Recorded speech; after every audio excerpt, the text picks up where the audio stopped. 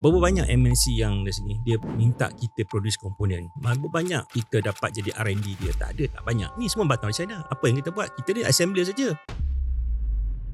I mean, how does the government make sure that all these huge companies they benefit from the government punya policies membuatkan dia boleh grow 5.8% more so compared to our regions in the region. Our currency is getting stronger, the strongest are dekat dalam region ni. How does this wealth ataupun prosperity trickle down to the rakyat?